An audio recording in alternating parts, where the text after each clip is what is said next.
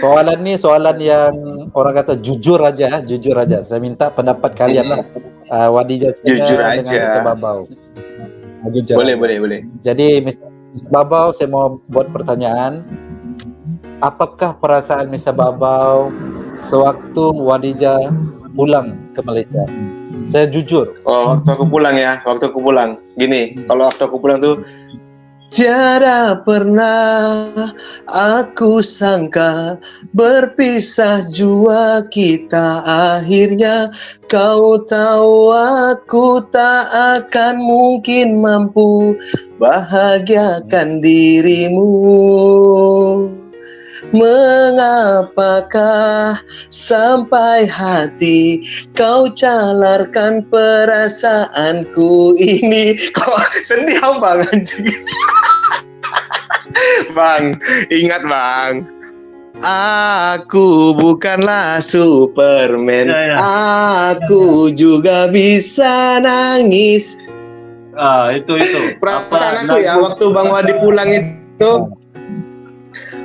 Perasaan aku waktu Bang Wadi pulang itu sebenarnya sedih campur terharu karena beberapa hari ya, 4-5 hari yang kita lalui itu benar-benar penuh dengan canda, dengan tawa.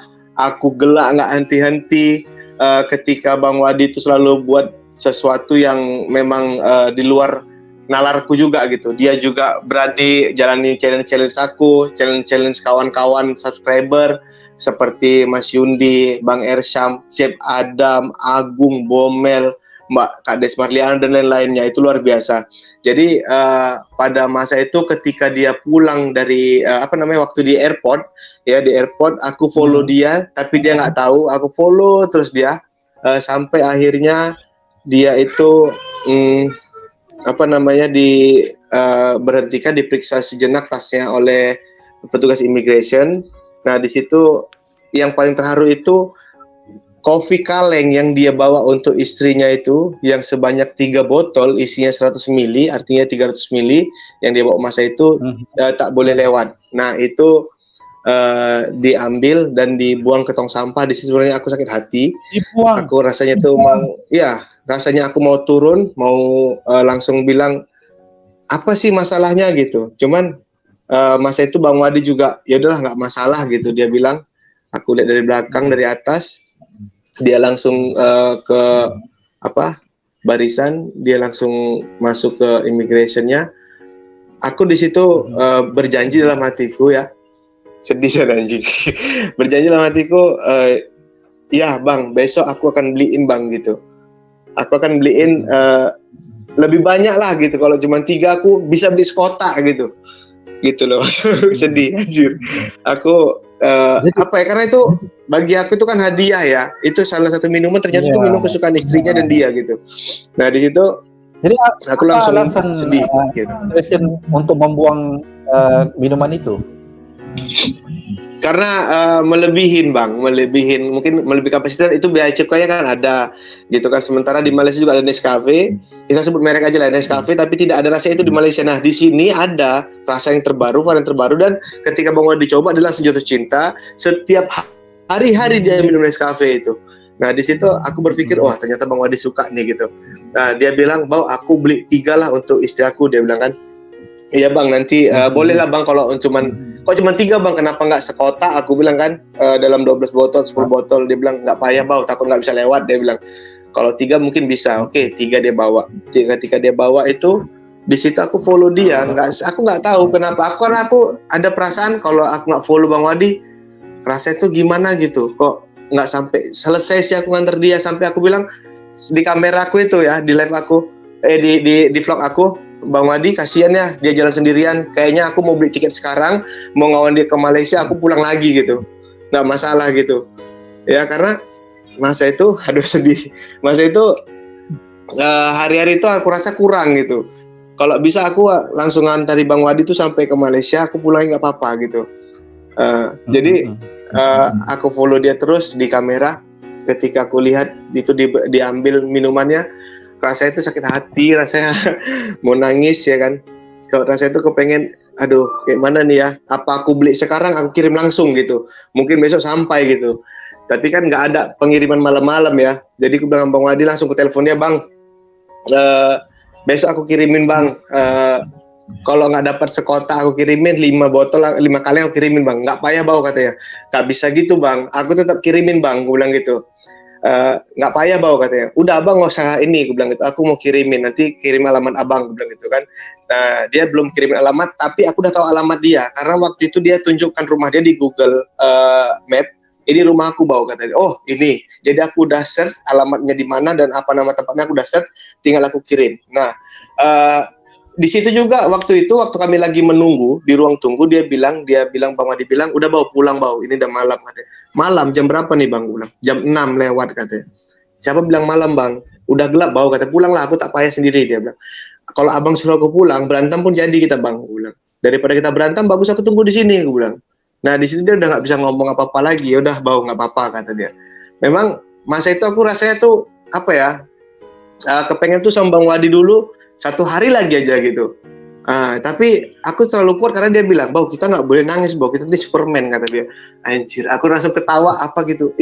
Ini orang tuh lagi kayak gini tuh bisa menghibur ya, aku pikir gitu. Karena sampai di situ aku pikir, oke, Bang, nanti ada masa aku ke Malaysia lagi Bang. Mungkin kalau nggak ada kawan aku sendiri nggak masalah, aku bilang.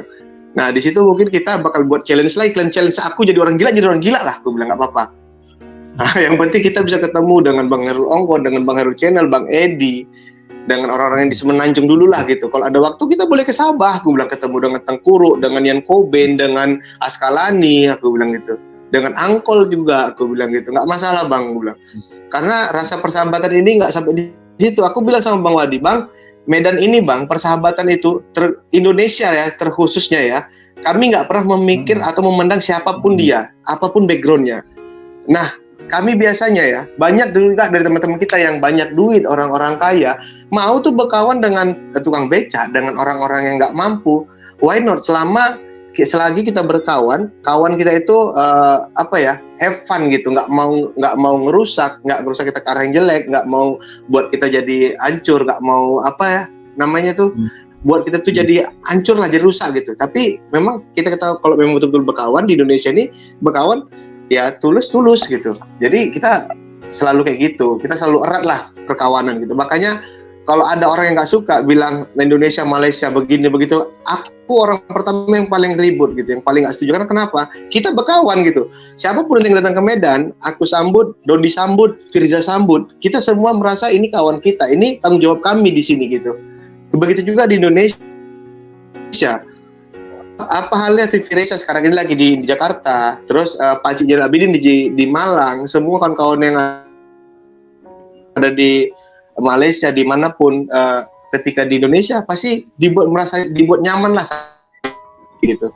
Itulah kultur yang ada di Indonesia. Makanya aku juga merasa ini loh kawanku, berarti apapun yang terjadi dengan dia tanggung jawab aku, apapun yang dia mau tanggung jawab aku gitu. Di situ aku merasa sedihnya ketika minuman kaling yang 3 botol itu diambil petugas immigration. Itu dia. Itulah Bang, sedih lah ceritanya pokoknya. Bang Wadi dia tadi guys, kisah yang berjumpa pasti ada perpisahan. Ya benar. Tapi ini saya dengar pun saya rasa tersentuh hati sebenarnya. Kebaikan Mr. Babau, kalian yang ada di sana, melayani tetamu seperti Wadija, Kak Shima dan Brozul dan sebagainya. Kalian memang terbaik lah. Inilah yang dikatakan arti persaudaraan yang sebenar-benarnya. Bukannya kita memandang pada harta, bukan kita memandang pada rupa. Walaupun gede-gede sekalipun, tetap kita menerima seadanya. Itulah dia kebaikan. Gede slow sikit ya. Jadi kisah yang Mr. Babau share ni adalah salah satu kisah yang boleh kita jadikan sebagai tauladan, contoh di mana persahabatan itu tanpa mengira status negara. Ya, makanya aku juga salut kan Bang, sedikit potong Bang.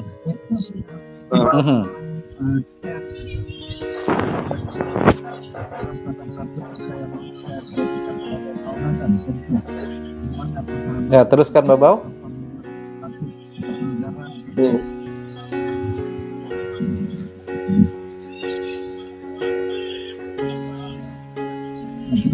Kenapa bang? Makanya aku juga salut sebenarnya sama Bang Surya ya, Mas Surya yang ada di Jakarta. Mas Surya ini kan kawan-kawan kita juga.